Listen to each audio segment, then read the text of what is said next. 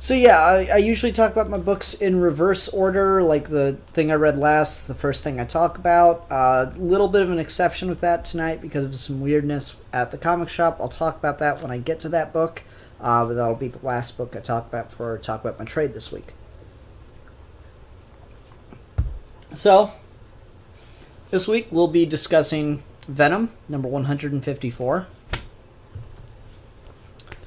Trinity, number 13. Super Sons, number 8. Black Hammer, number 13. Batwoman, number 7. Aquaman, number 28. And we'll also be discussing Batman, number 31. That's the book with some weirdness behind it. And Captain America, Black Panther, Flags of Our Fathers for the trade this week. I thought I was done with Black Panther. I forgot I had this. Alright, so anyway, let's go ahead and get started with the last thing I read this week, which was Venom, number 154. So I'd been complaining a lot about this series. I'd been really not digging it since they did the renumber, and it was weird because it was the same people involved, but man, it was just something else, and it was really hard to, it was really hard to get through, and just everything with, what was her name, Moon Girl and, Devil Dinosaur. Man, that was bad. There's really no other way around it. That was pretty bad. This issue, though, gives me a little more confidence. This seems more consistent with the tone they were trying to go for. I don't know why it had such a radical tone shift. There's got to be some kind of story behind that, because damn, that was hard to read. But this issue seems to kind of sort of be getting back to where I want this series to go. Though I'm a little worried by the very end of this issue with the tease we get for the next story arc, Venom Lethal Protector Blood in the Water. It's Marvel Legacy Blood in the Water Part 1, Venom Lethal Protector. And I'm like, well, maybe. I don't know. It's one of those things where I'm like, it certainly leaves itself in such a place where you can do that. You can go back to that Lethal Protector era of Venom, and it's leaving, a pretty good sense of danger. How to put this? Oh, I don't know. It's hard to really narrow it down. It leaves a sense of uneasiness, an unnerving sense in the way the story is left. So I'm definitely interested to see what they do from here on out, but I'm much more cautiously optimistic than I was in the past. So anyway, this story is told almost entirely by the symbiote, which is really interesting. It's like Eddie Brock's asleep for most of the issue, on and off, and the symbiote's kind of just like lurking around his apartment and watching television, and that's kind of creepy and unnerving. I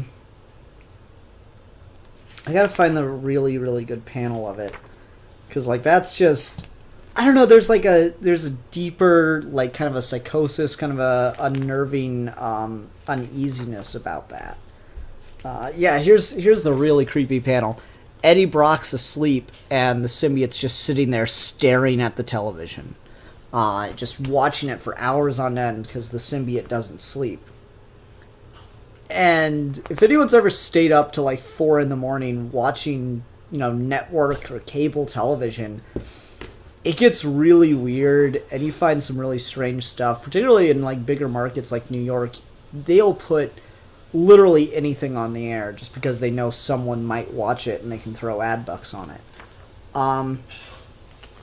So yeah, this gets back to that kind of unhealthy, toxic relationship that I really liked, and it's the symbiote thinking about what it thinks it is, and what Eddie means to it. And that's interesting, and guide him, in two different places. So like, Eddie's swinging through the city as Venom, and his mind's wandering while he's doing it. And so the symbiote goes, "Oh, I saw this story about these criminals that were attacking this neighborhood. Let's see if I can get them to go there, and we can catch them and beat them up." And that's got a creepiness to it. I like it. The symbiote's also thinking about, like, its other wearers. So there's, like, panels about Matt Gargan and Lee. There's a sequence about Flash Thompson, and there's even a reference to Venom Space Knight. But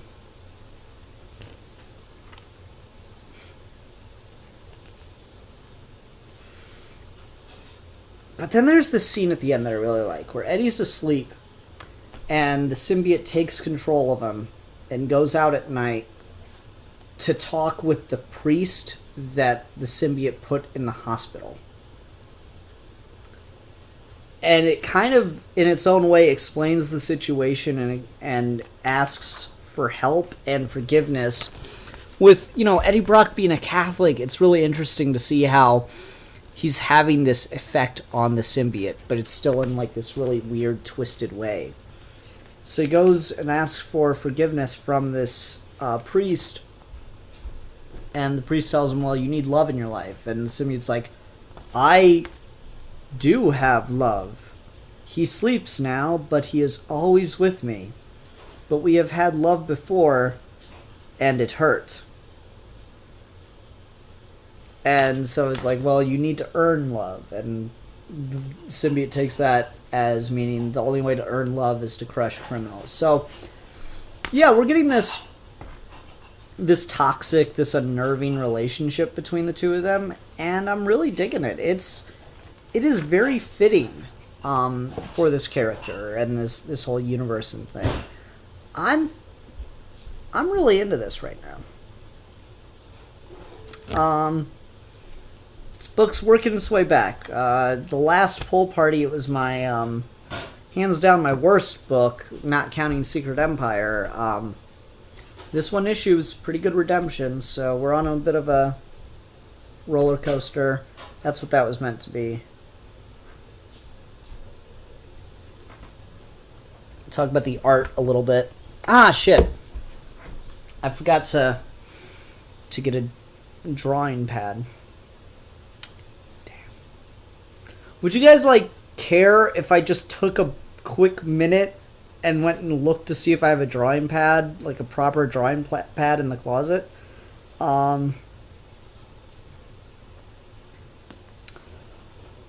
Robert Emmett's talking about the Trial of Eddie Brock, which is a really good one-shot that's contained in the Vengeance of Venom trade. And I do think it's worth reading, though it doesn't really have anything to do with the Catholicism aspect from what I remember. But, yeah, I'm gonna go get a drawing pad before I start talking art again. I'm gonna look for one. I'm not gonna be too far away. I'm just there. Professionalism.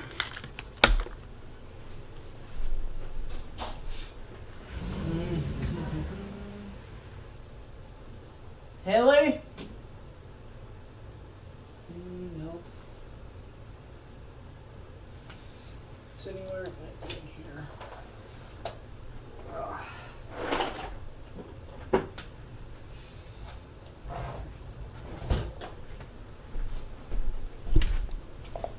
My wife is quite the artist, so she might have something in this big old thing of supplies.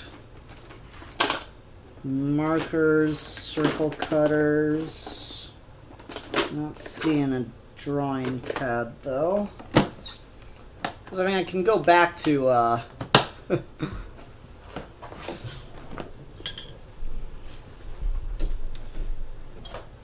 can go back to the lined notebook paper, but I don't know if I want to do that. Oof.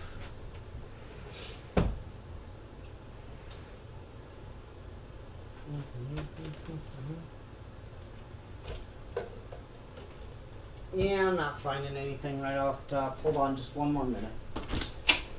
Ah, shit. Hey, Haley, did you ever figure out if you have a drawing pad? Pretty sure we don't. Okay. And so that is it. I don't have a drawing pad. So we'll go back to the good old notebook paper and we'll talk about the art. Not that I necessarily have anything to draw with this book in particular, but I just figured it'd be interesting to, you know, have that nearby just in case. Anyway, markers, mechanical pencils aren't ideal. Mechanical pencils, you don't get as much variation with the push. That'll help though.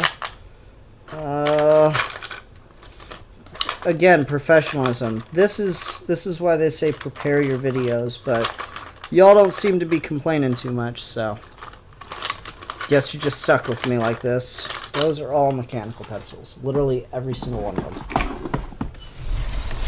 And I just had the art supplies thing down. I didn't think, hey, maybe I should grab a pencil or a colored pencil or something from there.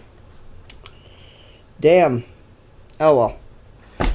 We'll just get by with the mechanical, I guess. Unless what's in this drawer. This is the advantage of having a desk, boys and girls. You need to go out, get yourself a desk. It's important. Those are all pens. The importance of cubby holes and such in a desk cannot be overstated. Alright. So now that the review has completely derailed and become about me finding drawing materials, which I might not even use to draw in discussion of this particular issue, I think it's time to get back to the review of the comic and talk about the art a little bit. So the artist on this is named Paulo Siqueira, Siqueira. And he does a really solid job. The symbiote and the way Venom is drawn here looks just the right kind of creepy and imposing. Like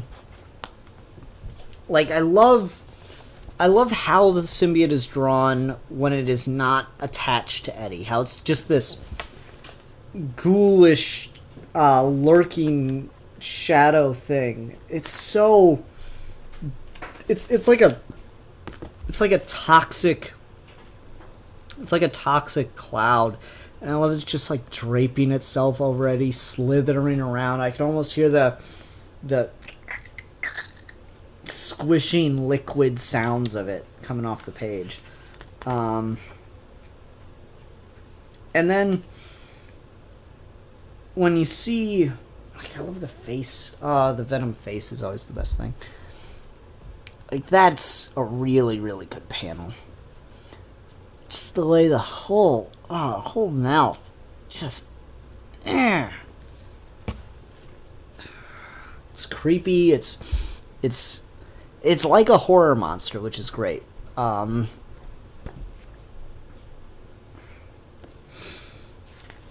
teeth, the curling of the gums up around the head. I dig that. It looks really good.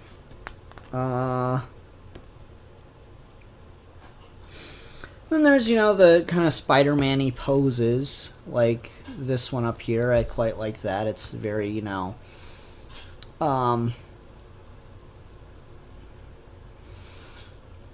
what's the word here? It's very like Spider-Man, but, muscular. It's got kind of like a gargoyle feel to it as well. I like that. Man, this artist keeps putting Venom in like the corner of these panels and just doing that profile of the face, and I really like it.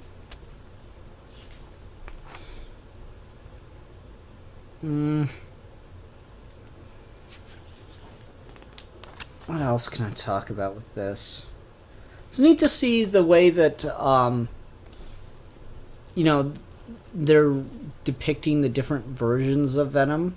Because obviously when you got the opening page with Eddie Brock Venom here, it looks a lot like the classic costume and stuff. And then as we get hints of these other versions throughout the book, it mirrors what the costume looked like at that time. So we get the, big hulking scorpion Venom. We get the Lee Venom at the start of this run. The Flash Thompson, like tactical Venom, and then there's even the Space Knight Venom, which is, I don't know, it's just neat to see all the different like versions all rendered by the same artist in that way. I like that. It feels like a legacy issue. Like, I feel like this should have been issue 150. Because this is actually quite good.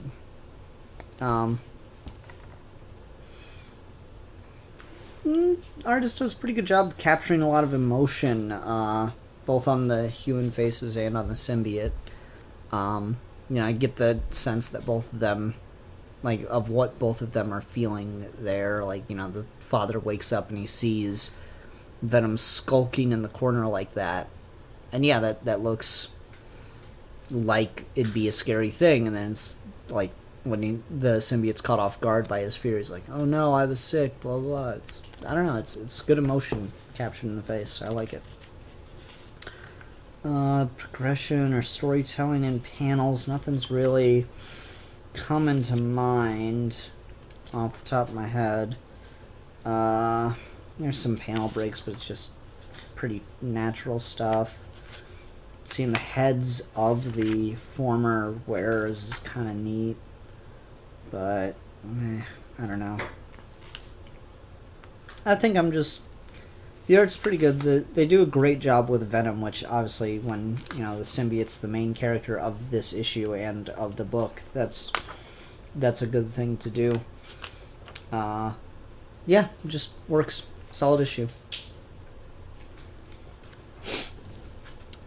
Robert Abnett says, I've sold him on giving this book a second chance. Yeah, I agree, man. I was with you. I was thinking about dropping it if this issue seemed to continue to suck. And, they're starting up a new story arc that's obviously leading off from this issue. And I'm just really hoping that new story arc isn't like what we just had with the dinosaur cult thing.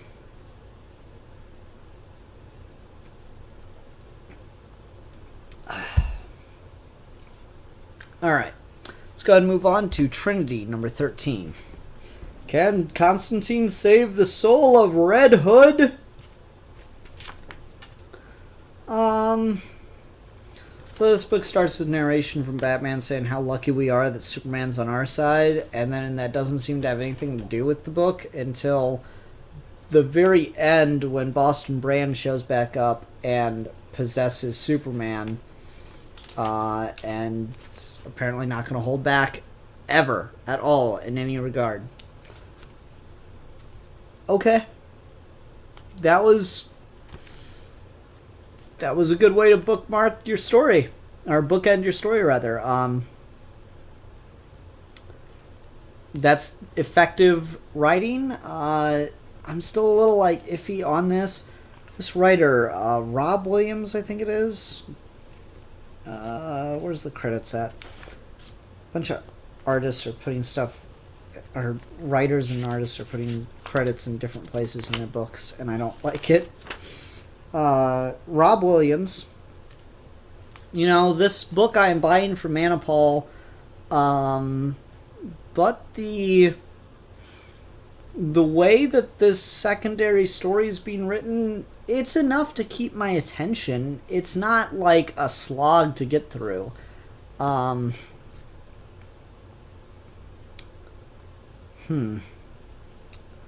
There's also, it's writing Jason Todd and Batman better than anything else I've read with them since Judd Winnick's run, or, well, not counting Grant Morrison's take on Jason Todd. There's this conversation with Red Hood and Batman that I think is interesting, because Red Hood's, possessed by a demon, and the the outlaws are talking about, well, we were chosen to have an emotional effect on you, and that's why we're attacking you. And then it cuts to Batman in the basement trying to find Jason Todd. He's like, come out, Jason, let me help you. Help me? Admit it, Batman. You wanted me dead. Because I wasn't him. Dick Grayson, the first, your only. We've all paled in comparison to him, haven't we? Where are you? It wasn't working. It wasn't the same for you, little Jason Todd. A rebound choice. Too angry. Not how it was. I know what you really felt when you found Jason's body. Relief. Shut up. You saved the others. You always save them. It's what Batman does. But you didn't save me. Why did I die? I know the real answer. You didn't want to save me.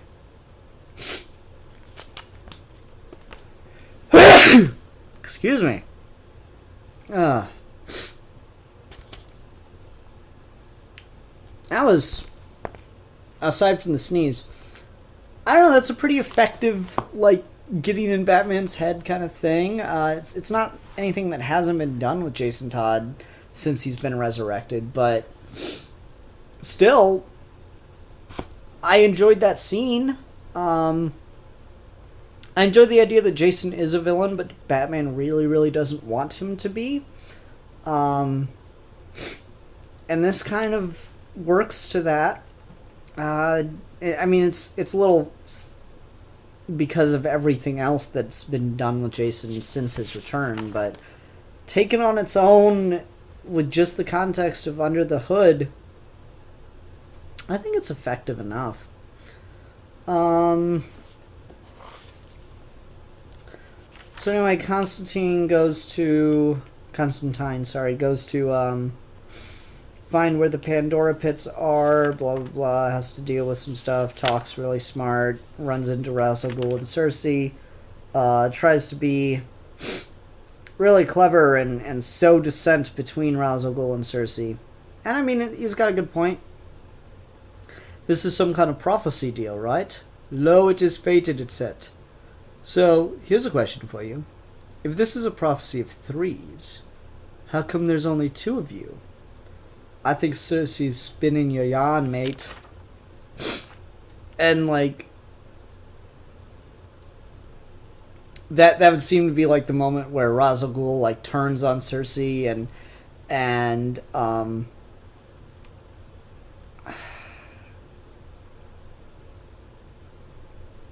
like, you know, the villain team up falls apart kind of moment. And so Cersei's reaction is, he is interesting. Stab him in the heart. Ra's al Ghul, gladly. He literally just stabs Constantine in the heart. I mean, that's a pretty effective moment right there. I like that quite a bit. So anyway, they kind of put Constantine in a situation, where she's like, I can save your life, but you gotta help me. And so it seems that John kind of sells everyone out and tells them to use Boston Brand to take down the Trinity, because he can bring the Trinity right to him. And so Boston Brand is sent to where the Trinity is at, possesses Superman, and that's the cliffhanger for the next issue. I mean, that's a creepy-ass image of Superman. I want an action figure of that, right? That's a really good way to just show, like, an unnerving creepiness. I'd maybe go for something else besides the pointed ears. I don't like the pointed ears just because it looks a little bit too much like a Skrull. Maybe that's just me. I really like the S on the chest turning into like a demonic mouth with just like a long slivering tongue. That's cool. That's the right kind of comic booky weird creepiness that I really, really enjoy. I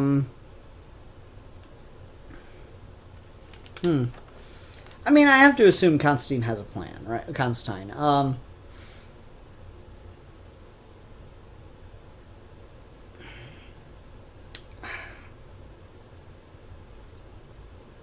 How do I...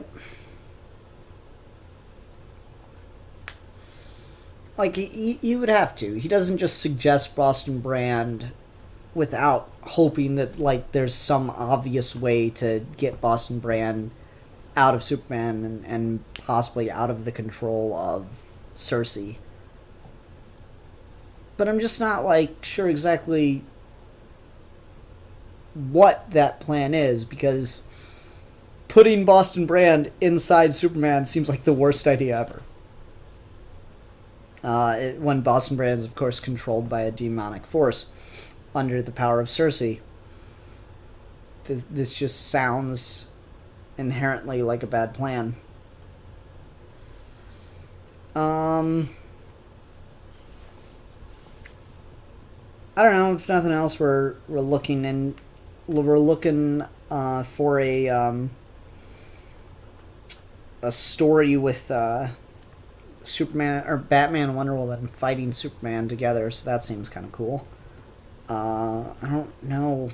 I mean, it'd probably be another Wonder Woman Superman fight. I feel like when she's there, she's the one that fights Superman. Batman doesn't ever want to put himself in that situation. It's not like, okay, I got this. Yeah. I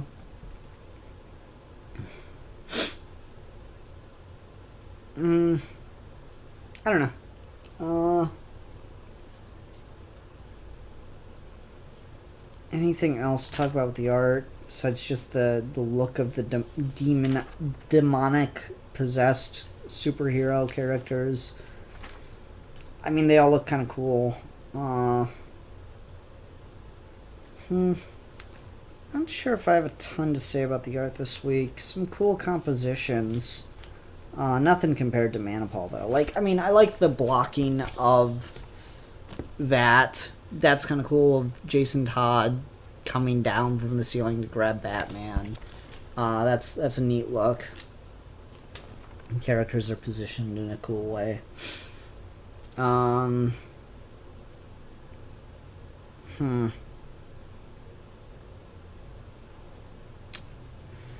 This is like a cool composition of the Trinity down here. Wonder Woman leading the charge. I like that. But I mean, I'm reading this book when Manipal's drawing it, and it's not a damn thing compared to that. I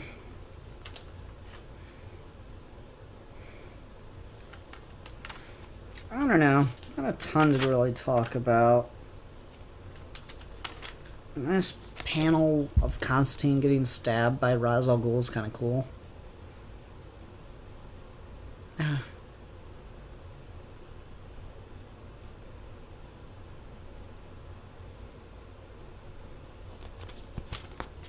Akuma Ranger's talking about an issue of New 52, Red Hood and the Outlaws, when Jason quickly gave away all his good memories of Bruce and Batman and for a magical ritual, and when the thing was over, he refused to take them back. Yeah, I remember that issue. Wish the entire book had been that. It wasn't.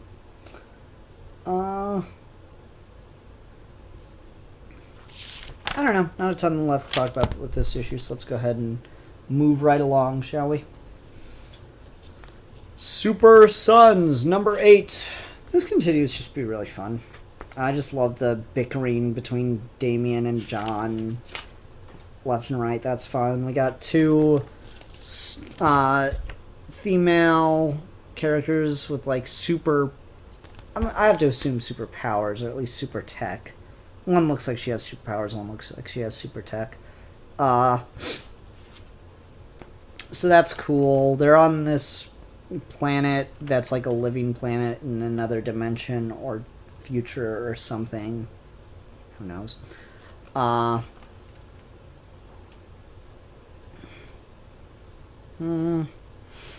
What else? They're just dealing with this stuff. I kind of like the way...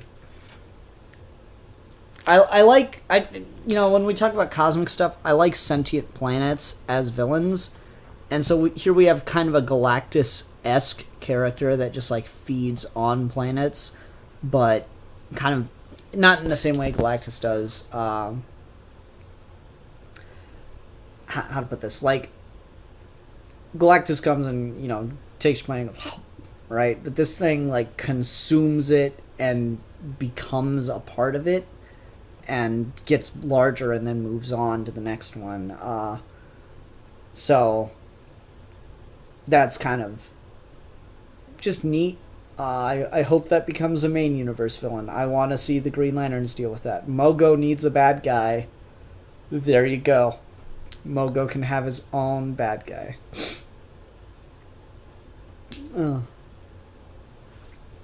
Anyway. This is a neat panel, though. I like this. How this girl is telling the story of what happened to her planet. And it's like, all told in flashback. But she's got like a big old fro. And so for the paneling, they finished the story inside of her hair with that panel. And I'm like, oh, that's really cool. And it also has the added connotation of that's in her head. That's part of her, right? I like that. That's a neat little touch. It's clever use of where to put a panel. Like, you think it's just, this is the blackness of space expressed, but you realize this red line is the only break you get, and it's actually all part of her afro. It's cool. There's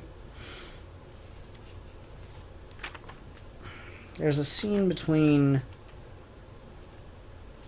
I love silhouettes. Silhouettes just one of my favorite things.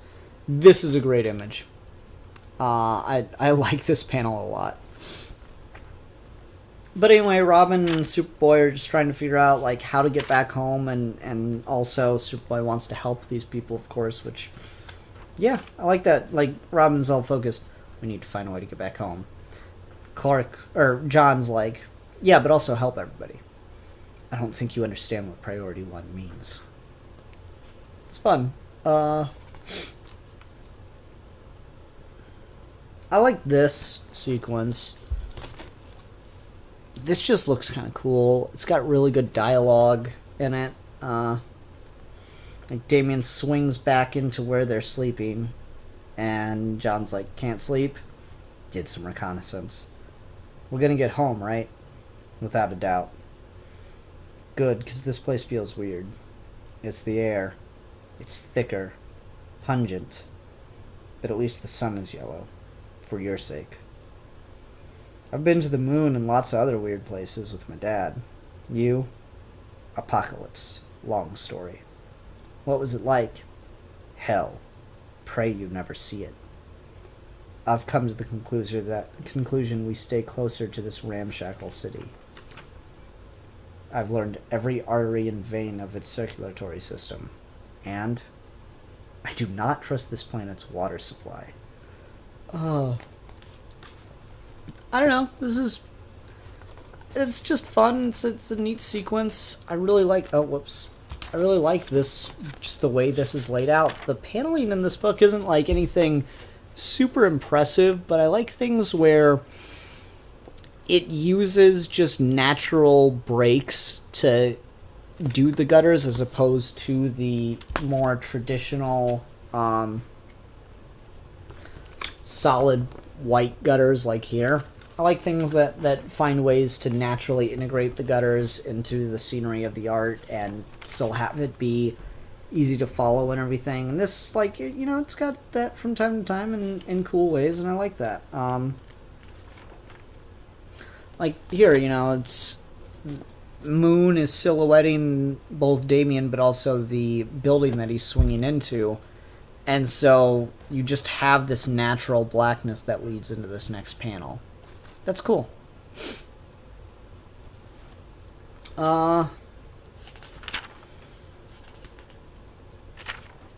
And then at the end, the planet shows up with its own little army to attack Damien and John. There's some particulars about how this thing works. Not that important. But yeah, still a lot of fun. Cool book. Interested to see more about Hardline and Big Shot. I'm not sure what they're from. Someone correct me if I'm wrong. Are those original characters, or is that like a pre-existing thing? We can look that up real quick, though. Once I find what I did with my keyboard. I know. Professionalism. I'm all about that professionalism, y'all.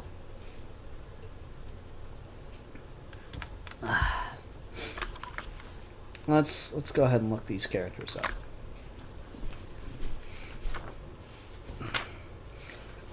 Hardline.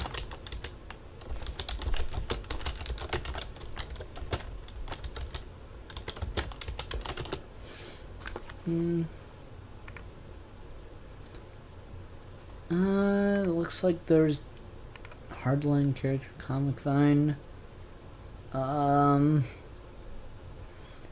kind of stuff about Flashpoint, but it's a different character. Because it's a guy. Big Shot. Not a lot. It looks like original characters. So that's cool. Yeah, just 2 original characters. Female, black superheroes from another dimension. That's neat. They don't know what birds or... What was it? What's a bird? They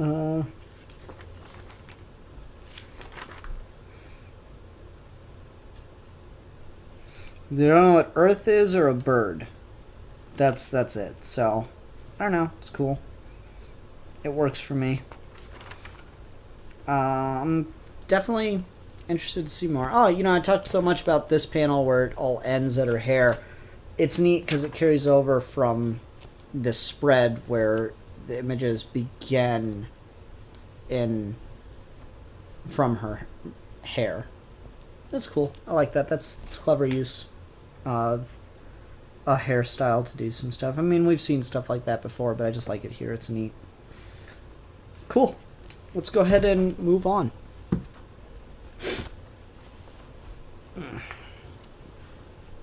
Have the keyboard somewhere where I can find it more easily. Alright, let's talk about Black Hammer. Number 13. Okay, so we're over a year into this comic. And we are getting some pretty nutso revelations happening here. Some pretty dramatic developments. And the biggest one yet is this. Black Hammer's daughter has picked up the hammer and is now Black Hammer. That's kind of cool. I'm definitely curious to see where that leads. That is a great cliffhanger for the issue.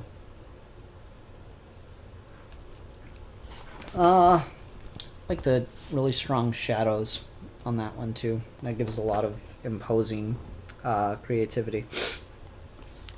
Flashback stuff isn't super important in this issue. Oh, what can I talk about? The problem is this is just getting really, really complicated and intricate, and I don't want to sit here and explain the entire book to you.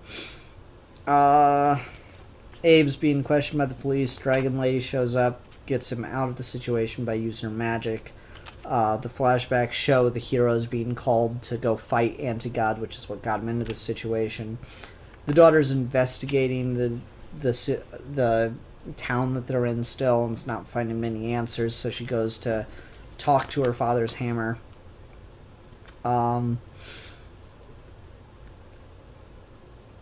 Abe goes to talk with this woman he's been dating, whose ex-husband is missing, and so everyone in town thinks he killed him, even though it wasn't Abe, it was the Dragonfly Witch.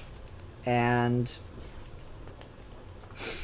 he's kind of like, what? No, I didn't do that. But she's uncomfortable with the situation. And then they've all, like, we get this panel, they all have given up, and they're all kind of just sitting there depressed in different ways, you know, so, before the major revelation happens. So, I don't know, it was a really solid issue, got me excited to see what's going on. You know, we've had Colonel Weird and the Dragonfly Lady pull some really shady stuff behind the scenes. There seems to be some kind of reasoning that they're all here that only Dragonfly Lady and Colonel Weird know about. I'm curious to see what happens. Dean Ormston's art in this. Not sure if there's much to talk about. I've not been like a huge fan of the art in this.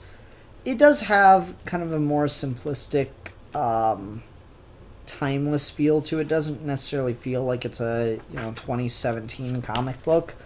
But at the same time, some of that simplistic art style kind of gets looking a little weird. Like Abe's face in this top panel here, I don't know, it looks a little misshapen and just kind of sloppy, which is unfortunate.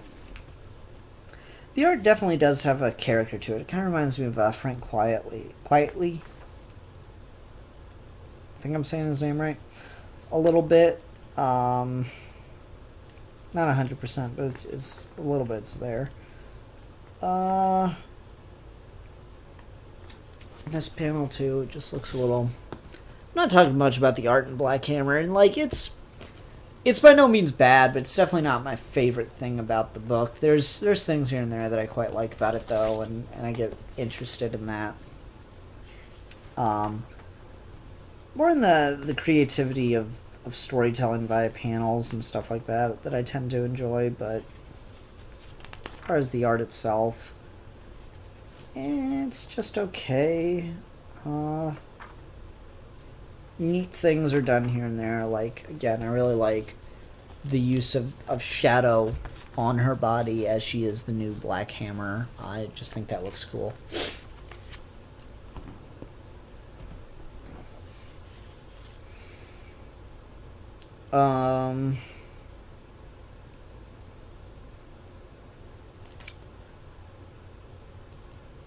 Then there's a new book coming out called Sherlock Frankenstein that is continuing the story, and I believe is going to tell us how Lucy got to the town that everybody's in. That seems to be the indication from this little preview in the back. So, I mean, Jeff Lemire is still writing it, so I'll probably just pick that up too, since it's gonna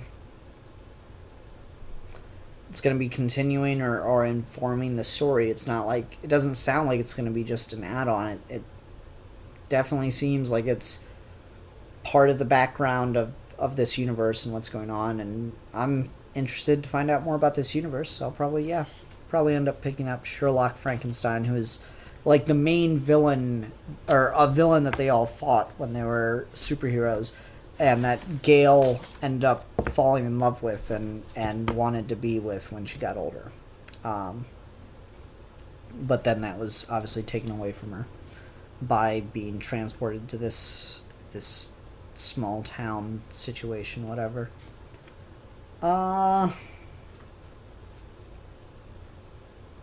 Otherwise, pretty solid book. I enjoy the hell out of Black Hammer. It's usually one of the more emotional books I'm reading. This issue wasn't particularly, but this is more about plot revelations, so things are moving along.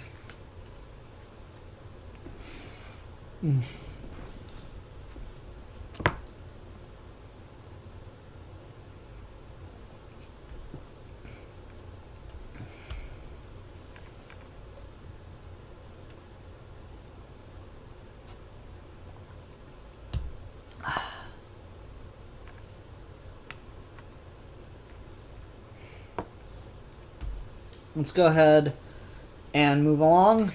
to Batwoman number 7. So if you look at this cover, it tells you Scarecrow's in it. It shows you what is pretty obviously Scarecrow looming in the background. It's not like that's a lie, but I hate when books do this because now you know Scarecrow's in it, and the big reveal at the end of the issue is Scarecrow is in it. Like, you don't mention Scarecrow until the last 2 pages. Like, it's a big reveal that Scarecrow's in this situation. Why, comics? Why? Ugh.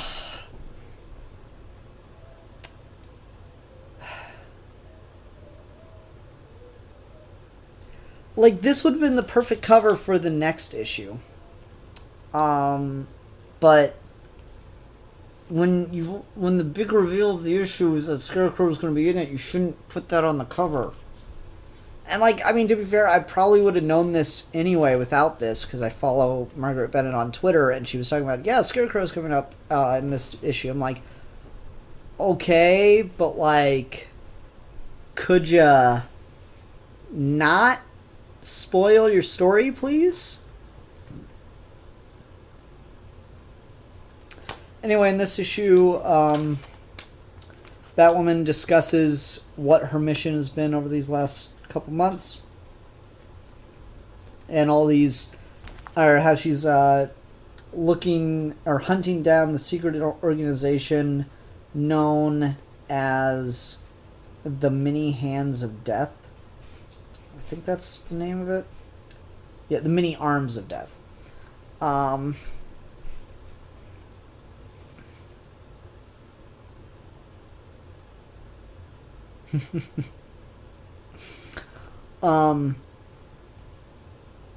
And, like, it talks about how she's, like, faced these assassins that they've hired all over the world. Like, you know, we saw the whole story about her fighting the character The Knife, and they had a whole history together, but it, like, shows us that she's had adventures off book that have led her to where she is now. And she's hunting this other mercenary known as the Needle, who it's revealed is going to be Scarecrow at the end. Because of the needle fingers thing. Correct me if I'm wrong, was Arkham Asylum the first one to do that design for Scarecrow with the frickin' syringes on the fingers? Because if so, that's brilliant. And it seems everybody's using it now. Anyway, so she's flying over the Sahara Desert, and her plane is shot down. And she's completely on her own in the desert. And now has to deal with, you know, that situation. And that's just, you know, it's a very Batman-esque kind of thing. It reminds me of all things of Scott Snyder's story where Batman was trapped in the maze in the Court of Owls. This seems like a very similar kind of desperate situation. And there's flashbacks back and forth. I'll talk about those in a second. The art style changes for the flashbacks quite dramatically, and I really like that. But there's only one artist credited, if I'm remembering correctly.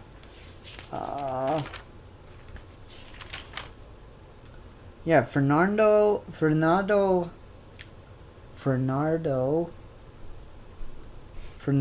thank you. Can't talk. Fernando Blanco is the artist. A lot of Hispanic artists, I'm thinking. Anyway, like, it's only one artist credited, but, like, you look at, you know, this scene with Kate being swept up in a sandstorm, and you turn the page, which is like a flashback, and you look at this more...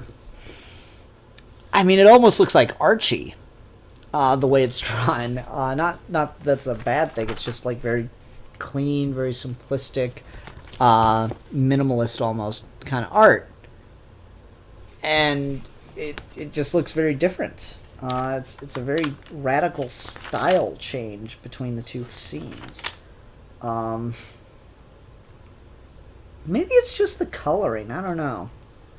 I'm looking at this and I'm trying to figure out. Things are a lot cleaner in those pages. It's hard to tell if it's a style change or if it's just the coloring being that different. Otherwise, there's an interesting idea here about Batwoman's former lover that, like, was the ruler of the island that she was on and everything.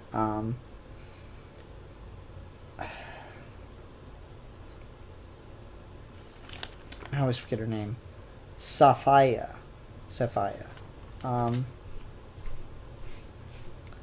was like, apparently she was domesticating foxes and keeping them in a garden of roses she was growing. But the foxes are getting, like, cut by the roses. And that comes up a second time in this flashback. My friend had, foxes and the thorns. My ex used to keep tame ones in her rose garden. But the foxes got cut and the thorns tore right through their coats and it started as an infection. My friend had to hunt them all down. She had to kill them. Every last one. There's something there. There is something to that, and I'm just not quite sure what it is. What in particular that is in relation to, I am not sure, but I can tell there's some kind of relationship, some kind of metaphor built up there. It's interesting because I'm not 100% on it. It's got my gears turning though.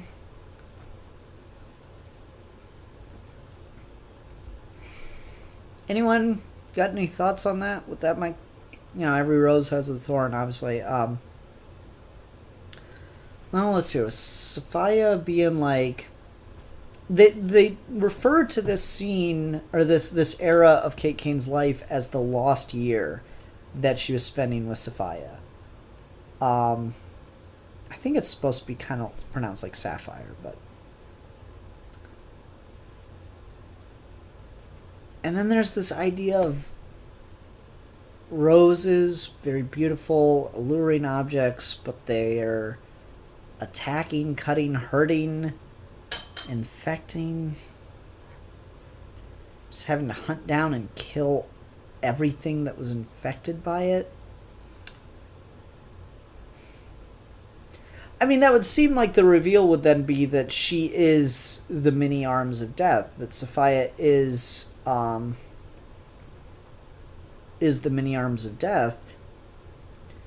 But we've already seen their leaders, unless they were like a misdirection or something. And this issue opens with Kate Kane kind of, stumbling through the desert out of her senses, saying Sophia's name. I don't know.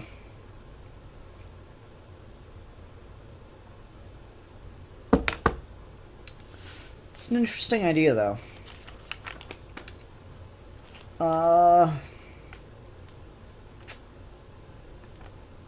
Anyway, so Kate's kind of wandering through the desert for hours and hours. I really, really like the paneling here. We do circular panels as Kate's just like climbing this mountain in the desert. And it's like, 4 hours since crash, 7 hours since crash, 11 hours since crash, as she's just walking through the desert. Margaret Bennett, a couple months ago, posted a thread on Twitter about you need to take care of yourself as far as the, sunscreen, sun protection goes. Because here's the thing about the sun. When you get a sunburn, it's not like getting burned by a hot stove or a candle flame. A sunburn isn't caused by heat. A sunburn is caused by radiation. ultraviolet radiation exploding down through 94 million miles of void space from a 4.5 billion year old sun.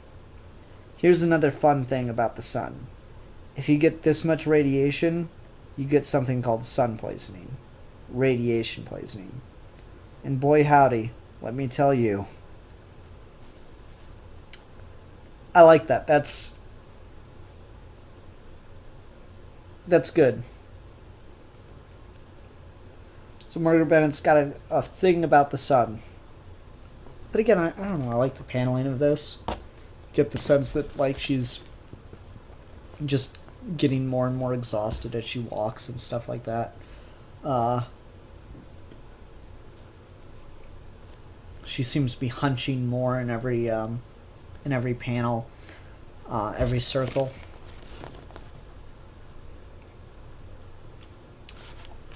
Ah, damn it. Losing the page. I don't know, I admire that. It's a neat idea and way to show that off. But then she finds what appears to be a lovely oasis, and we get the reverse of the circle paired up again, which is neat. And then I like the narration here.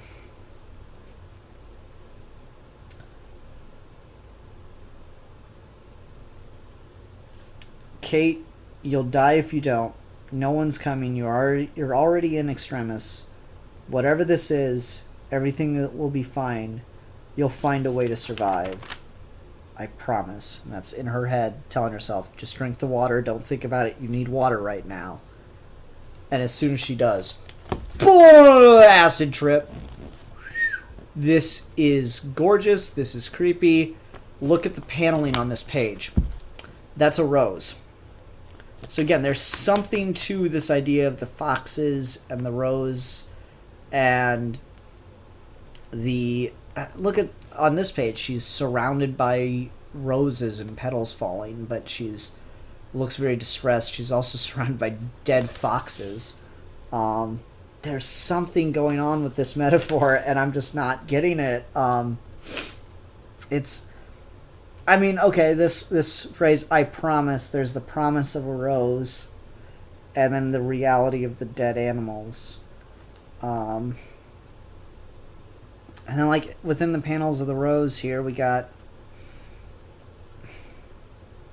images of Kate being whisked away by roses. We've got images of, I'm going to say it's a fox or a wolf, maybe a coyote. Well, it's Sahara Desert, so it wouldn't be a coyote. Praying mantis, there's a bee, there's a parrot, a lizard, a snake, another panel of like a wolf or a fox, and it all kind of culminates in this murky figure's head emerging from the water. And yeah, it's all fear toxin planted there by the scarecrow, who is referred to by the many arms of death as Needle. And so the story's title is Trippin' Bats. Ha ha ha. I mean, Crane looks flippin' terrifying here. Like,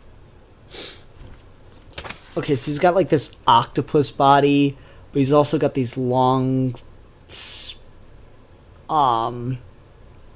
spendril spider legs and that cloak, and then you got the syringes on the fingers thing. That's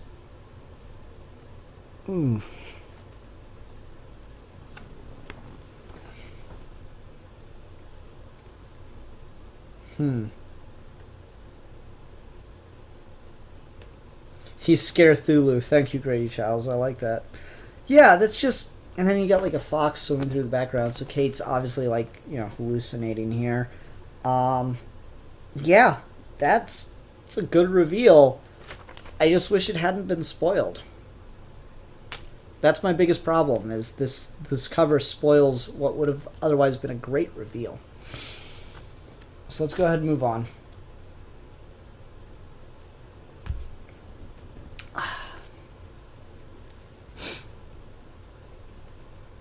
Matthew Bennett says, Ian, I see you're one sub away from 1,000. How does it feel to be internet famous?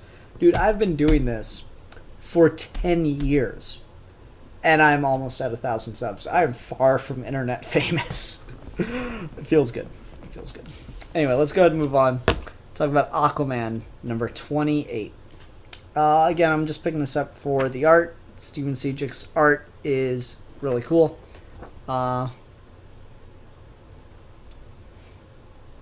It looks neat. It's pretty, guys.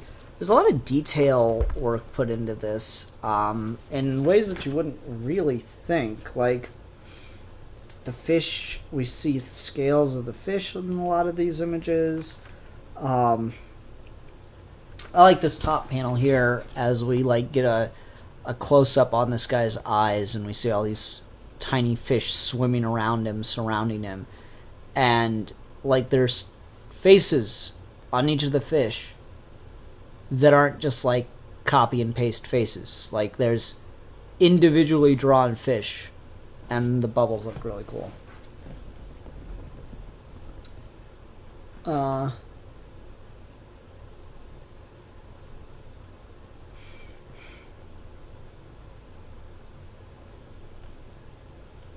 It's neat. What can I tell you?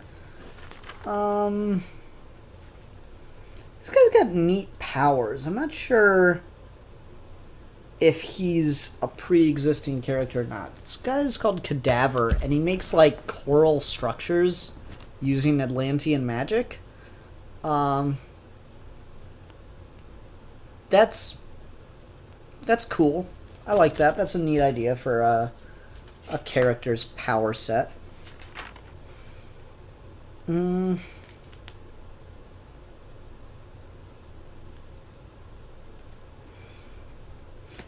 I felt this scene would have worked better if he just let Sejic do the art.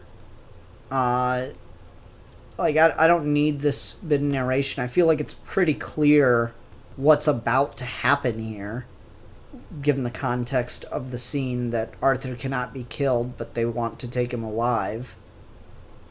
And I feel like that's all the context you need for what Cadaver is about to do in this scene. But Arthur gives us more context via internal monologue. So what's the term? Cadaver knows that he's holding back. Oh wait, hold on.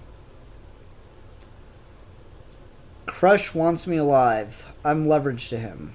Leverage over King Wrath. Cadaver knows that. He's holding back. But there's alive, and there's hobbled, so I can't strike or swim. That's a coral copy of a hook sword.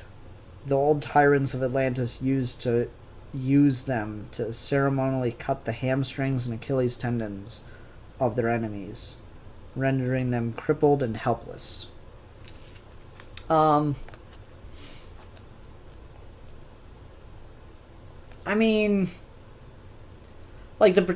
history of that's kind of interesting, but the notion of there's alive and then there's hobbled, and then this scene would have been all you needed. You can seriously remove all of this internal monologue, and it just lets the art speak for itself. There's some stuff with the characters Vlach and Ondine breaking into this Atlantean vault thing. I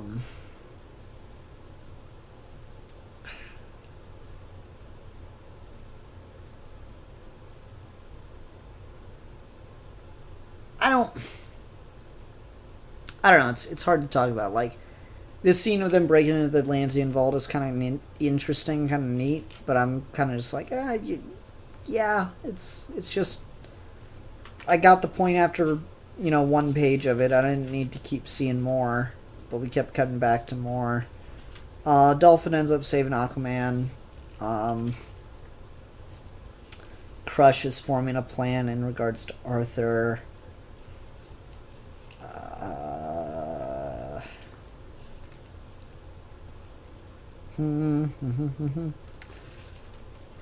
Mira's trying something. I like the scene between Arthur and Dolphin after they've gotten away from Cadaver.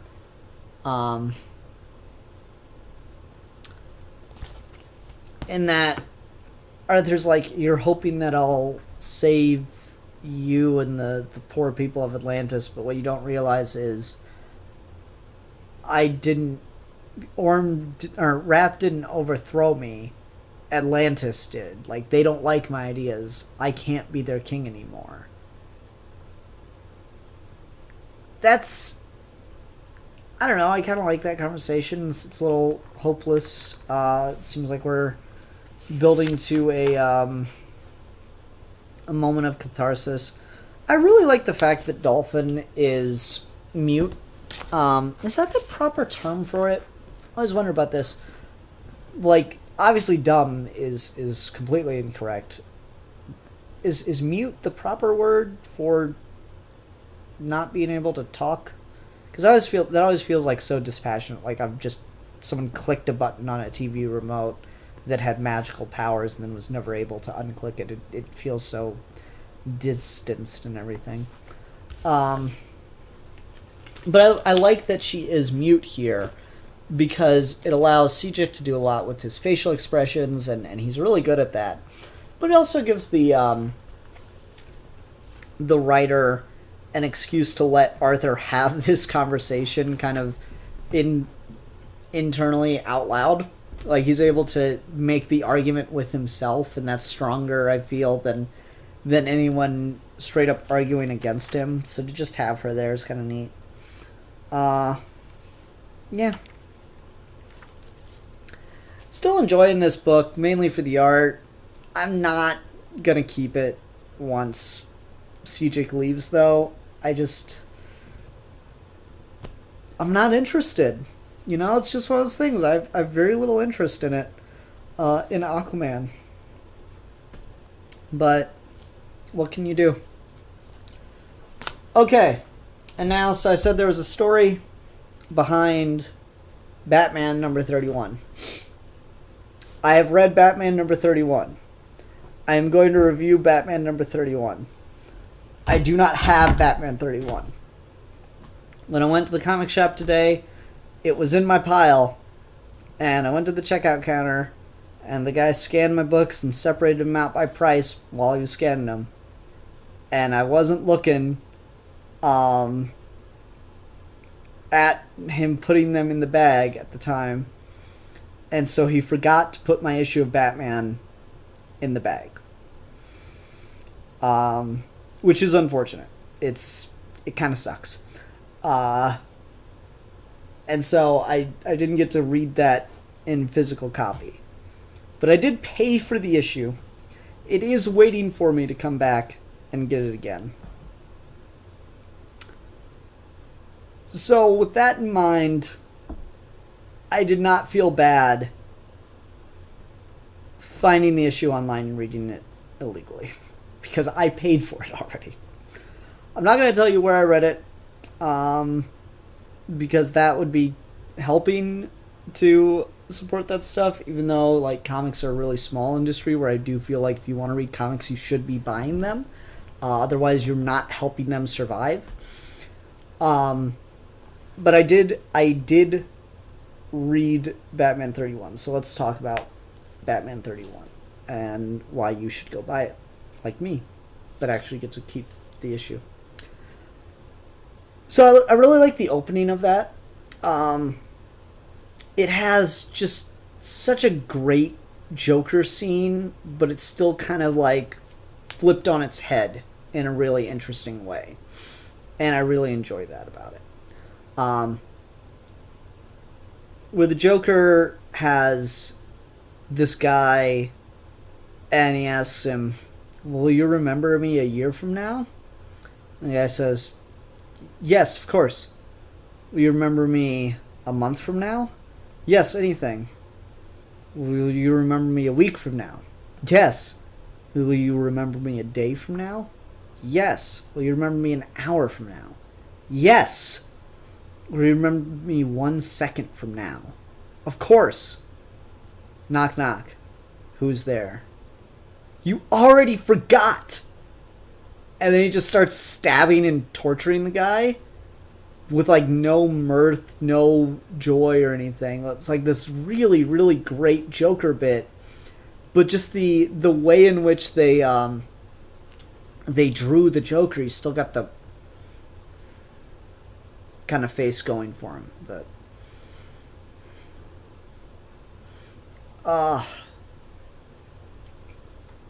That's a really, really solid way to write and visualize the Joker in this, like, area of his life where he can't laugh and he doesn't know the funny side.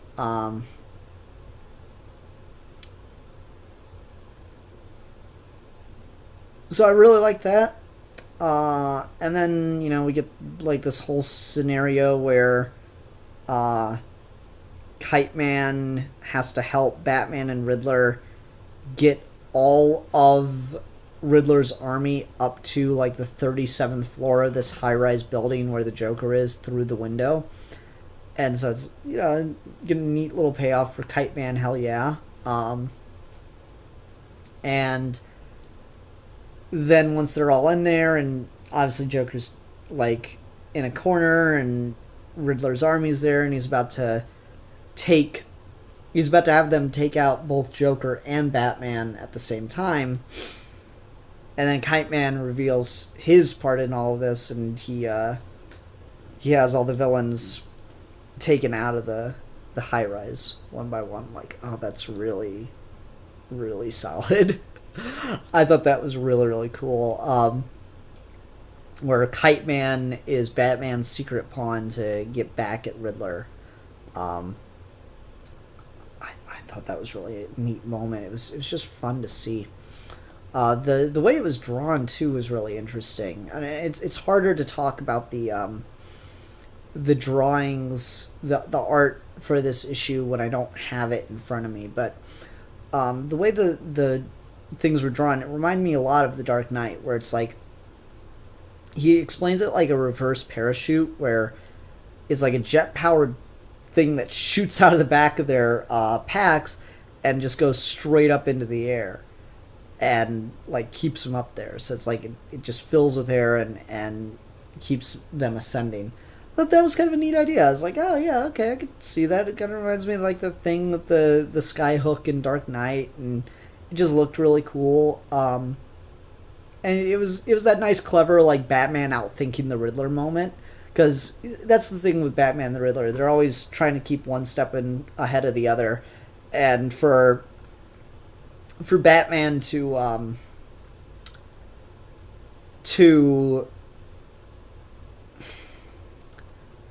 like, think ahead of the Riddler enough to let him bring his army, but also have a way to take the army out of play later on. I thought that was really clever. I thought that was a really good move.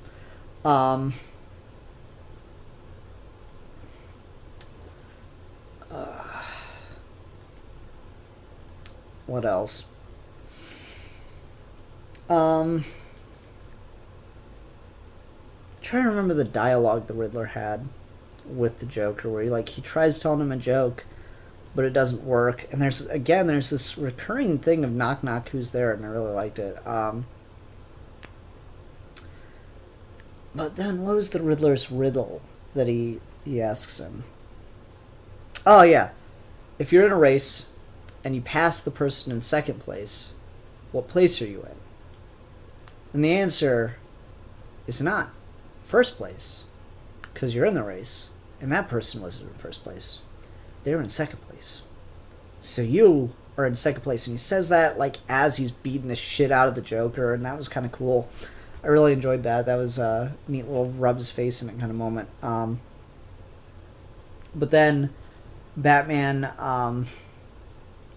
did his whole thing, and so now it's just Batman, the Joker, the Riddler, and a knocked out Kite Man in this high-rise building, and they've got to, now suddenly they've stopped fighting each other, and now they're both going for Batman, and that seems to, like, kind of be the dynamic, and maybe that'll be the thing that makes the Joker laugh, is they nearly burn the city down, all to be the one to kill Batman, but the second that they're alone with him, all they do is work together to try to kill Batman, which is what Riddler proposed in the first place. So maybe that'll be the hilarious thing the Joker realizes that gives him his smile back.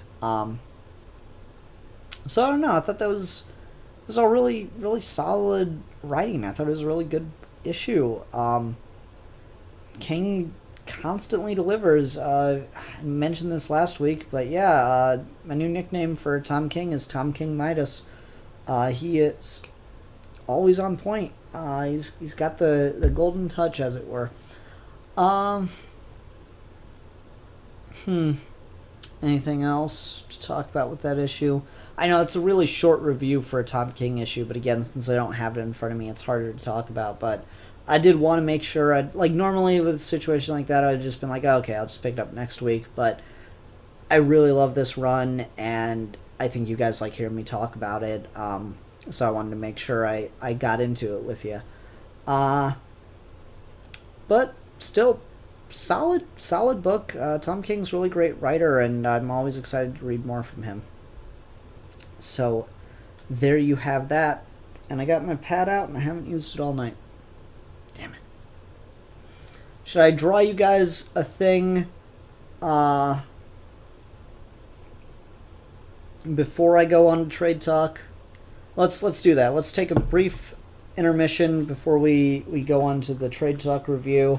And this will give people an incentive to show up live. People in the comments, give me a thing that I should draw. I will take any suggestion, no matter how complicated, because I am a great artiste. While I wait for a suggestion, I'll drink some soda.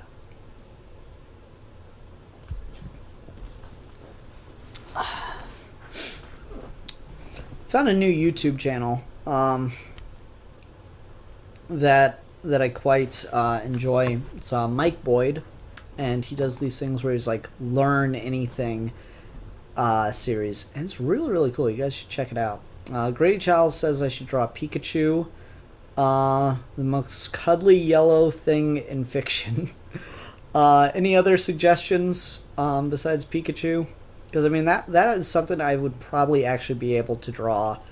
When we're talking cartoon animation, you guys don't understand how simplistic cartoon animation stuff is meant to be. So, I don't know, I'll queue up something here. I'll get a Google tab open so I can type in whatever I'm going to draw. But if I don't hear anything...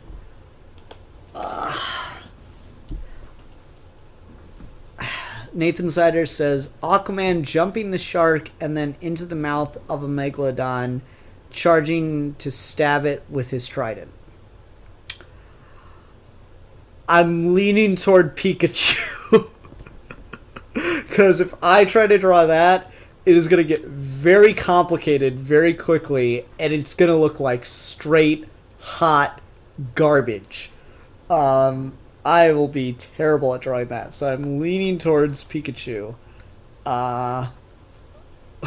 While riding a motorcycle and eating a loaf of bread. The whole Aquaman thing. I'm definitely leaning toward Pikachu right now. Simple and sweet, guys. Simple and sweet. Okay, let's go ahead and draw a Pikachu. And the motorcycle has flames on it. Draw Riddler's cane. I like that. That's what we're going to go with. So I'm going to get a reference image up here. Okay. Come on. Come on. You can do this. Alright.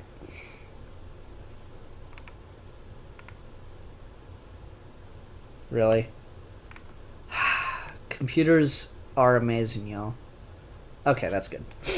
Alright, so for the Riddler's cane, what we're going to do here is monitor the chat and put my reference image in another tab. And again, I'm not an artist. I just pretend to be one on TV. And by TV in this example, I mean the internet. And by the internet, I mean TV. Alright, so... got nice swirly... ball top kind of question mark here. La-di-da-di-da. This already does not look good.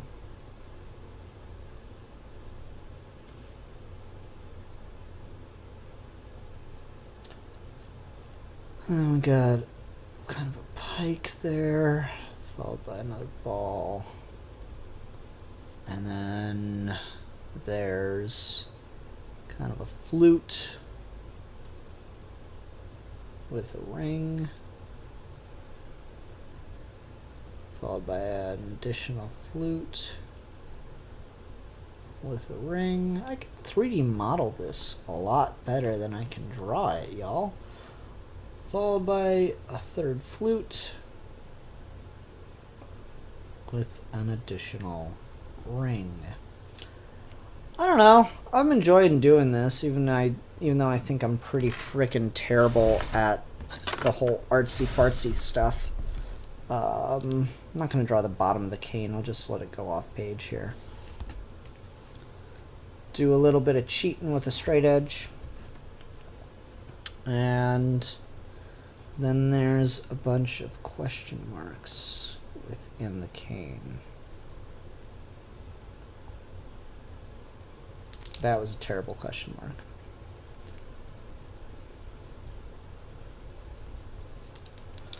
Let's try that again. Question marks are hard to draw, and you gotta get them at different angles. So I'm just gonna draw 3 question marks and turn the page. Not turn the page, literally rotate the page. I'm going to do actually a little bit of rotation every time I draw a question mark, and that will give us some better emphasis on more randomized question marks, ideally. Hope everyone's enjoying this.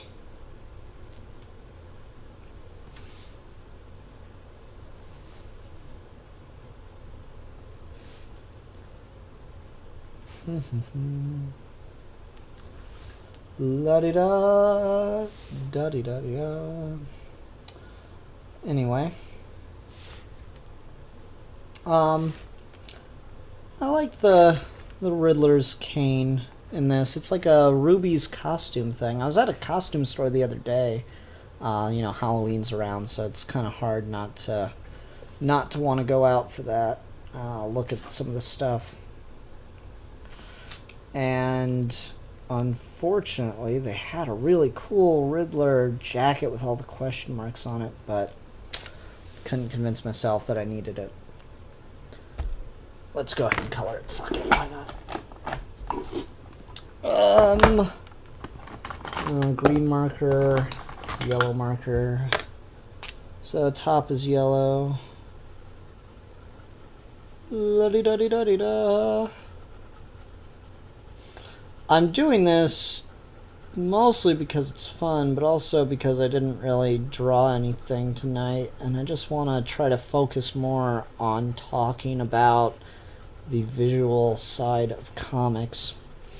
So I thought it'd be a good idea to just have a pad and paper there and just try to force myself to talk about art more on the show, because I do feel bad, since I am admittedly more of a story guy, but on occasion I like to appreciate myself some art, as you do.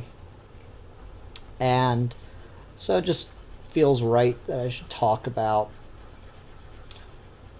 you know, art a little bit more on the show. It is a review show. I should be talking about art more, and so doing stuff like this gives me a reason to talk about it more. I hope you guys don't mind.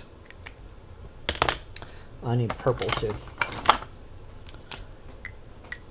La-di-da-di-da. I don't like this Sharpie's purple. I talked about this when I did the Dragon Ball Z cover or not cover, Beerus image. It's too dark purple. I need a lighter purple.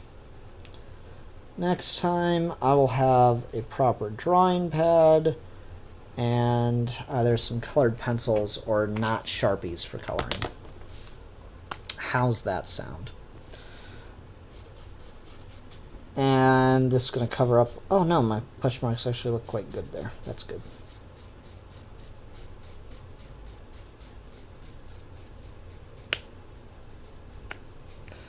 I like the way markers fill out. It's a much fuller colored image. The stain in the lines will always be the death of me. Maybe I should have done a lighter color because I'm not sure how well the question marks show up there. Anyway, this isn't exactly a review show at this point. This is just me drawing something, but if you guys are cool with it, I'm cool with it. You guys were talking about earlier how I'm almost at 1,000 subscribers, and again, I've been doing this for almost 10 years. Probably 10. I've probably had a YouTube channel for over 10 years. If not 10, then 9 and getting close to 10. And like, I've never been big. I've never really had more viewers than I have now. And that's a lot to do with just the fact that I upload what I want to upload.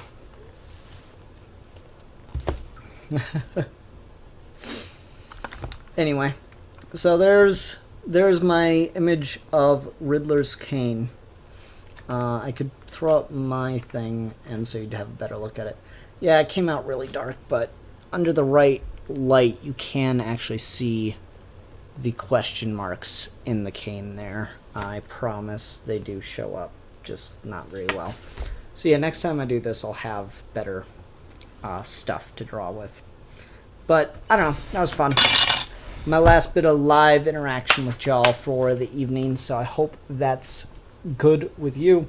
How much bleed over did I get? Oh, well, hey. Huh.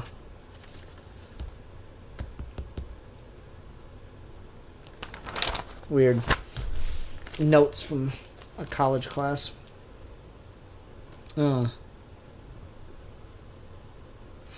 Anyway, that should do it.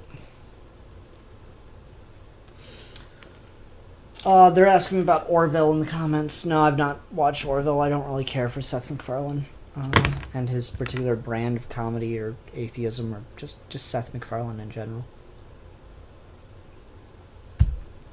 Anyway, that's going to do it for the live interaction and for the comic reviews section of this. So I'm going to go ahead and do Trade Talk.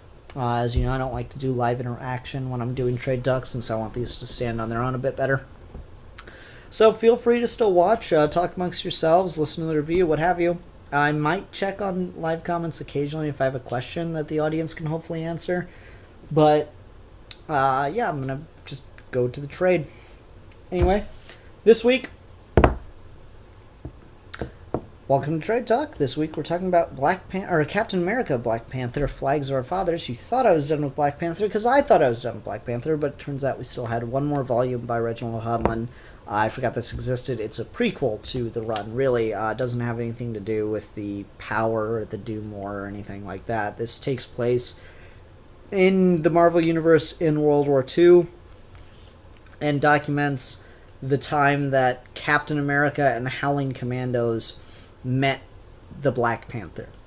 What's interesting is if you watch the Black Panther Marvel Knights animated series motion comic, they show what's his name? They show Steve Rogers walking through the jungles of Wakanda, and he like comes across the dead Nazis and ends up getting in a fight with Black Panther. And that's shown. There's like a panel showing Black Panther fighting Captain America in World War II, but it's literally just one panel. And then the animated series shows like a whole scene of like why they started fighting and all that stuff. That scene comes from this. That's where this happened at. Is Captain America and the Howling Commandos were in Wakanda, and then Cap comes across a bunch of dead Nazis, and Black Panther shows up and tells him, okay, go home. And it's got, like, this really neat dialogue. Like, Black Panther is just always such a badass.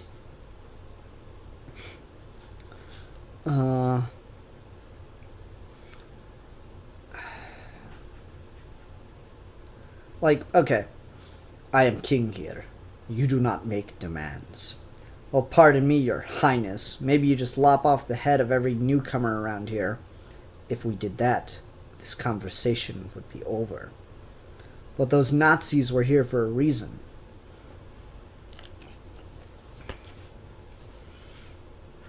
The Germans came to steal our vibranium, the metal that can only be found here in Wakanda. Hitler needs it for the next generation of their missile systems, as do you. These are dangerous times. You need to choose a side. We have our own. And then they, like, start fighting, and Cap gets his ass handed to him, which is neat. It's cool. I like that. That's a neat scene. Like seeing Red Skull in full Nazi garb. That's always a neat look.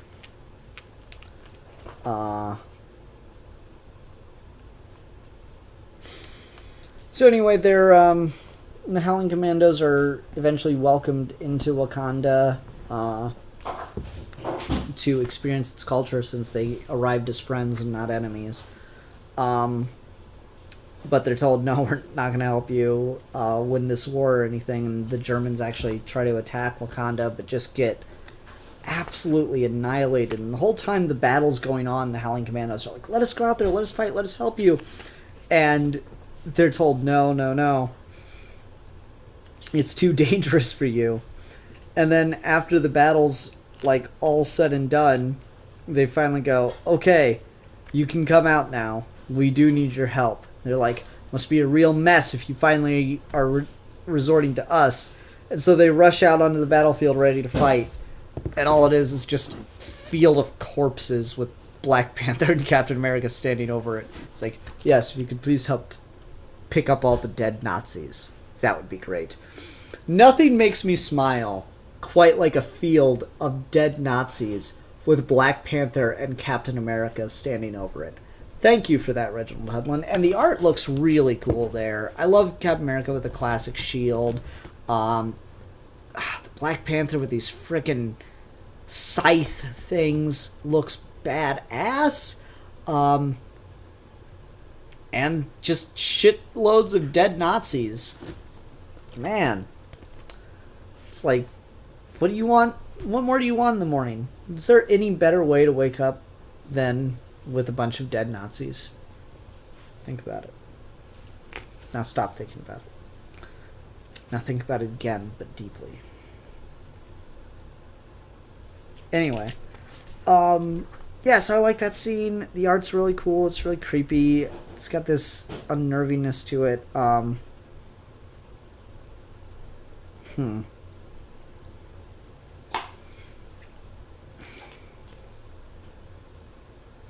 So we got some Nazi villains. We got what's his name? Masterman, Warrior Woman, and Tiger Man. I'm really curious if those are original, like, 40s characters that were, like, original Golden Age villains of Captain America, when he was, like, fighting the Nazis and stuff like that. Or, if not, original 40s villains, maybe stuff that was coming out shortly after that era. Because for a while, like, comics still tried to have the heroes, like, fighting Nazis. Like, they were just kind of frozen in that era for a little bit. And then, or they were, like, fighting defeated Nazis, like, trying to rebuild the Third Reich, all that stuff. It's always, That's an area for storytelling, but it does get a little old after a while. So anyways, Wakanda is invaded by the Nazis again, this time using their superpowered allies. Get a reference to Dr. Strangelove. I always like my references to Dr. Strangelove's. What is it the Americans say? Yippee-ki-yay? Let's see, what year did this come out? I'm curious. Because I'm wondering if that's a Quentin Tarantino reference there. What is it you Americans say? That's a bingo! It's just bingo. Oh! Bingo! Oh, the awkwardness of that scene. He's like, Hans is sitting there like... The Jewel Hunter. Or is it the Jewel Hawk? I can't remember what his character's name was. I cannot find a year of release here. So, could be. Could just be two people thinking of like a similar wording. It's not exceptionally iconic.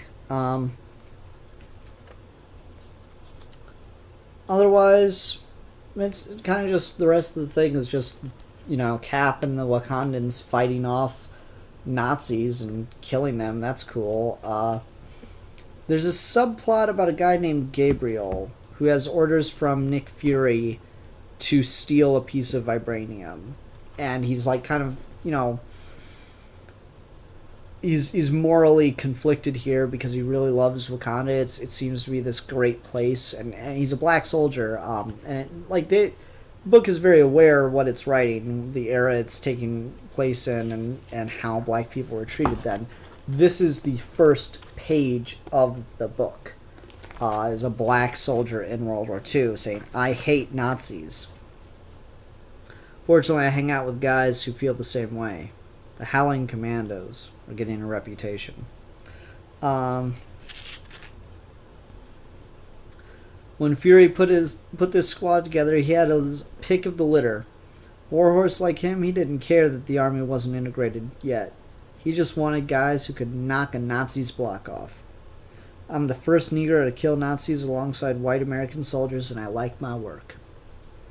Solid writing. That's a cool context to put everything in this story where we have American soldiers going to Wakanda, and he's given a mission to, like, you know, do something for his country that doesn't really want to take much ownership of him against this nation that just right away is treating him better than literally he's ever been treated in his own country that he's currently fighting and getting ready to die for. That's a neat scene. That's a effective scene. I quite enjoyed that. Would it just be me? Would anyone else read a Black Panther legacy book? Like not like or Black Panther anthology book? I think that could be really fascinating to get to read a book that's just stories of Black Panthers throughout history. I think that could be a lot of fun. This kind of lays the groundwork for that, because you get the sense that becoming the Black Panther adds a certain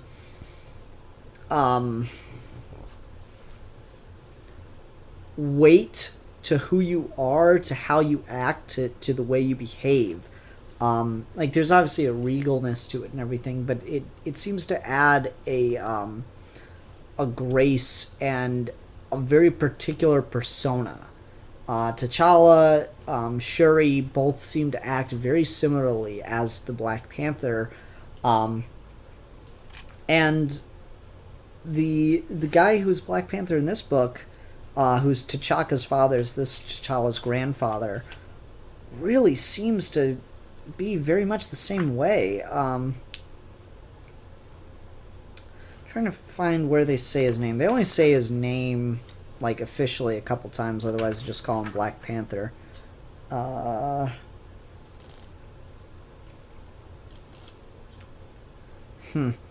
can't. I'm not going to look through to find it right now. But anyway, like, I'd read stuff like this where it's just, it seems like there's a consistent kind of character to who's ever in the role of Black Panther. And I could totally buy that. That would make actually a lot of sense, particularly with the way Hudlin talks about it, wherein you get the spirit of the Panther. And like the few things we've read or seen with previous Black Panthers has been really, really interesting. I'd read the hell out of that. That would just be a great way for Marvel to do something that's like, hey, look, it's not going to be affected left and right by every single little hiccup in our universe. Please. Please. Yeah, I like that. Red Skulls and a giant spider war mech Nazi bot. It's kind of cool.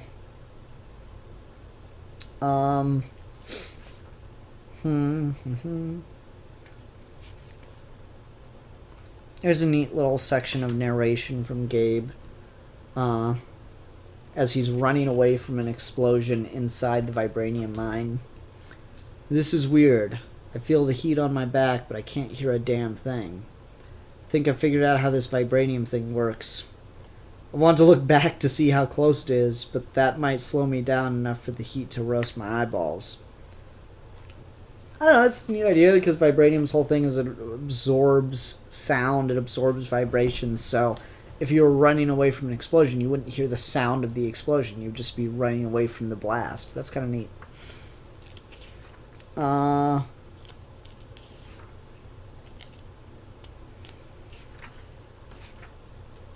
Otherwise, Black Panther kills 2 Nazi superheroes. Or supervillains, I guess. To their own side, they're heroes. It's one of those things, whatever. Yeah. Neat. We get a tease about Nick Fury losing his eye here, but that doesn't end up happening. He just gets slashed across the chest. Of all the covers we see, this is by far my favorite image. Oh, it's not even a cover. This is just a full-page spread. I really like that. That's cool. Captain America and Black Panther jumping out of a plane. Coming straight for the ground. That's cool. Yeah. Enjoying the hell out of this. I'm a little disappointed that, like, they actively choose not to give the Americans vibranium. Rightly so. But Cap, at the end of this, gets his round shield. I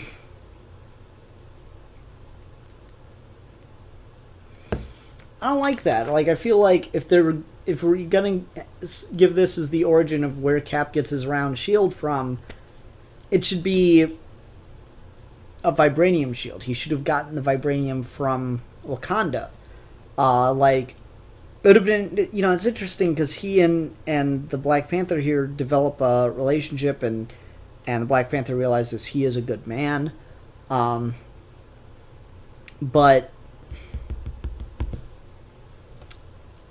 how to put this?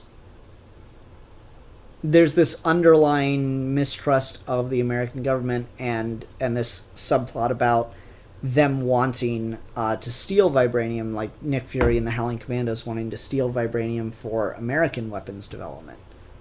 And this makes a lot of context, like not even criticizing America kind of situation. This makes a lot of sense in the context of World War II, where like literally everything was on the line. People were trying batshit crazy things. Like look up some of the wacky weapons experiments from World War II. It's ridiculous. So it would make sense that, like, if this mystical substance like vibranium were to come into play, that, both sides would be spending countless resources trying to get a hold of it. But I feel if you're going to go so far as to give Cap the round shield, it should be, like, the Black Panther that hands it to him personally and says, this is yours, this is not your government's.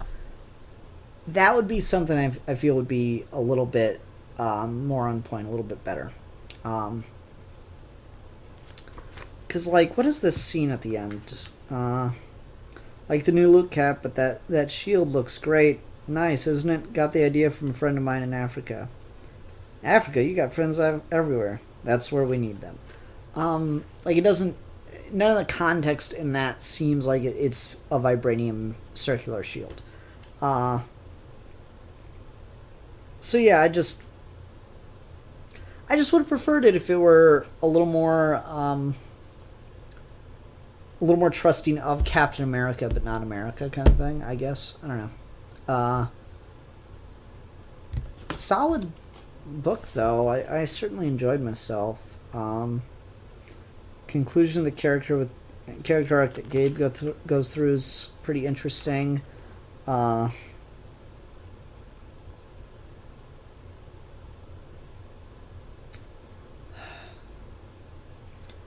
It's not that I don't appreciate... Like, they offer him Wakandan citizenship. And he says, it's not that I don't appreciate the offer of citizenship, but even if I lived here, I'd still want to fight this fight.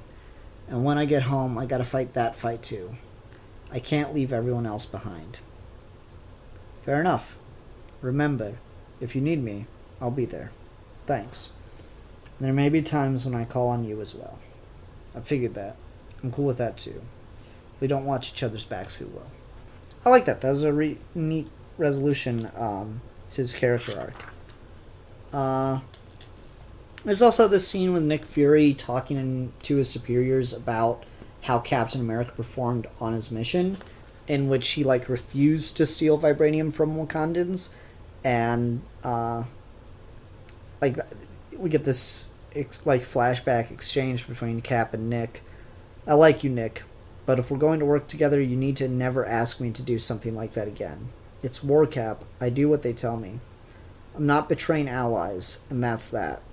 And so Nick Fury says to this board of military generals, I think he might be better served with a partner, one that will conduct black ops without hesitation. That way his image can remain unsullied while the necessary things get done. That's a cool scene. I like that we get to have this idea of that's why Bucky's put in and stuff like that. Solid book. A lot of fun. Better way to leave off the Hudlin Black Panther run than the Power book, which of course he didn't have much to do with. Also, I really like the spiritual conclusion that it gets in the volume before Deadliest of the Species. Name escapes me at the moment.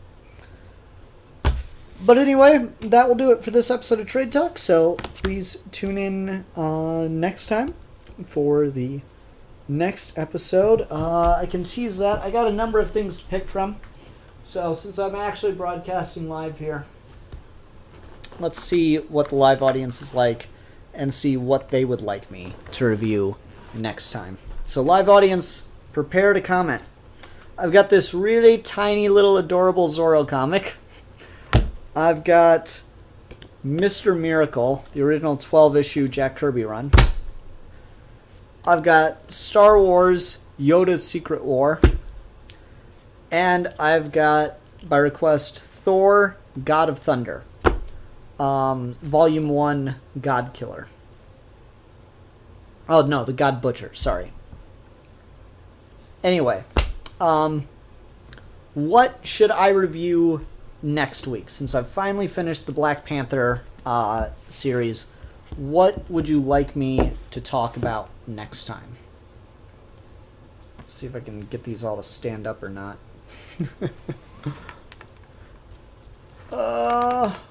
And it goes off the screen. Ta-da!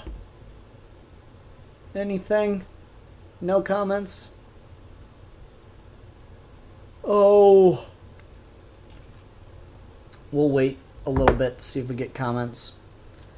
It says I got 3 people still watching. I'd hope that they're paying attention. Oh well. Next week it'll be one of these. We'll see which one. Oh, Matthew Bennett says Zorro. Deal. Haha. Tiny Zorro book. That'll be a quick one. Alright. funny story behind this. I bought it not realizing it was tiny. I bought it online. But it is a graphic novel written by Don McGregor. I just don't understand why it's so small. Anyway, that'll do it for this week's episode of Comic Reviews. Thank you very much for watching. And thank you very much for watching Trade Talk. Bye!